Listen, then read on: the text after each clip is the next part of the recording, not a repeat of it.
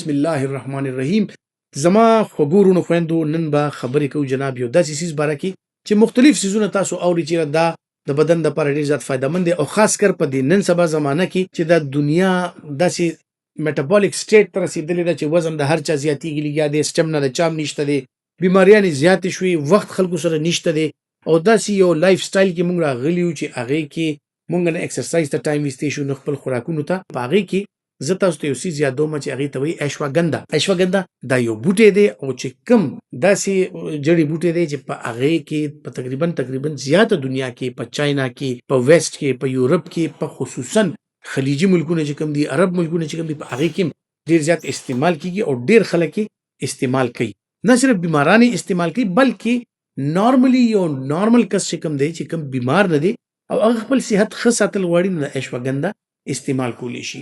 اوس دا اشواګندا چې کوم دی دا په کوم فارم کې مونږ ته ملاویدی شي؟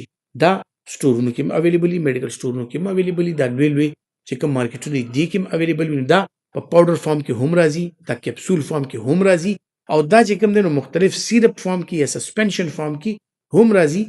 نو زیاتره خلک چې کوم دی دا پاوډر فارم کې استعمالوي، خو هغه ډیپند کوي چې تاسو په کومه طریقه باندې استعمالول غواړئ.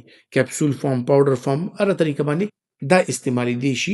نو راځو د اشواګندا د فایدو طرف ته. اشواګندا چې کوم دی یو داسې سیز دی چې تاسو एकदम بیدار کی، تاسو الرټ کی، تاسو برین د پاره اشواګندا انتهایی زیات ضروری سیز دی. یعنی زمونږه دماغ ته چې کوم بلډ سپلای پکار دا هغه بلډ سپلای ورته خشي، کوم نیوټرینټس ورته پکار دي، کوم اجزا ورته پکار دي هغه ورته خشي او دغه سره چې کوم دی نو زمونږه دماغ، زمونږه قوت فیصله او زمونږه یاداشت دا تر ډیر وخت پورې برقرار وي. نو که چاته داسې کمزورتیا وي چې هغې یاداشت کمیږي یا وایي چې ماته اعصابي کمزوري ده نو هغه که د اشواګندا استعمال کوي نو یو بهترین نرو ټانیک دی ستاسو دماغ او ورسره چې کوم نور نروز دي ستاسو خپو، لاسونو کې، سکین کې، نو هغه سره د اشواګندا استعمال سره هغې کې ډېر فرق راتلی شي او ډېره فایده ورکولی شي. یعنی خصوصا د شوګر بلډ پریشر مریضان هغې کې استعمالوي، هغې دپاره ډېر ښه دي. او بیا د شوګر مریضان چا کې چې دغه نیوروپاتي وشي، یعنې د هغې اعصابي نظام کمزوري شي، نروز یې کمزوري شي، د هغې خپې میږي کېږي، خپې اوده کېږي یا خپې سون شي، په هغې باندې پوهېږي نه، د خپو کې زخمونه راځي. نو نه صرف دا د نرو ته فایده ورکوي بلکې بلډ سرکولیشن پکې امپروف کړي، د وینې ګردش پکې امپروف کړي.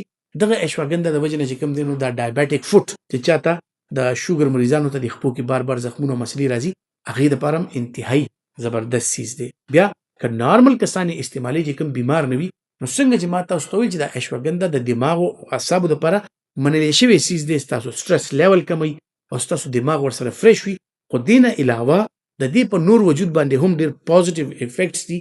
یعنی ستاسو وجود کې یو وایګر راولي، یو انرژي راولي، تاسو لا یو طاقت درکوي او مختلف قسم بیماریانې داسې دي چې د هغې خلاف تاسو ته امیونټي درکوي، مدافعت درکوي.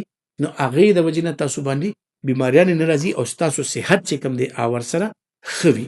اوس د اشواګندا استعمال څنګه کیدی شي؟ څنګه چې ما تاسو ته وایي چې پاوډر فارم کې هم اویلیبل دی، تاسو خپله کټوۍ روټۍ کې اچولی شي، خپل چای کې شاملولی شي، خپل سوپ کې شاملولی شي، قهوه ترېنه جوړولی شي، کیپسول فارم کې دا اخیستی شي، سیرپ فارم کې، سسپنشن فارم کې دا ملاویدی شي. نو د ورځې یو ټایم یا 2 ټایمه خپل ډاکټر مشورې سره یا ماهرین چې کوم د صحت دي د هغې مشورې سره تاسو د دې استعمال کولی شي او انشاءالله فائدې به تاسو ته ضرور حاصلېږي. نقصاناتو باره کې که ذکر وکړو نو نقصانات داسې څه خاص نقصانات نشته چونکې یو نیچرل شی دی. څنګه مونږ کور کې مختلف قسم جړي بوټي استعمالو، مختلف قسم مسالې استعمالو، مختلف قسم سیزونه استعمالو، نو دغسې دا هم یوز کیدی شي او د شوګر، بلډ پریشر، هارت او د کوم د ګردو چې کوم مریضان دي هغې بالکل استعمالولی شي. خو د دې مقدار چې کوم دی تاسو د خپل ټیسټ او د خپل صحت مطابق تاسو تعین کولی شي چې څومره مقدار به تاسو استعمالوئ. امید لرم چې دا معلومات به ستاسو لپاره فایدهمند وي او که تاسو ګڼئ چې دا فایدهمند دي نو دا خپلو نورو ملګرو سره هم شیر کړئ او خپل ډېر خیال ساتئ. الله پامان.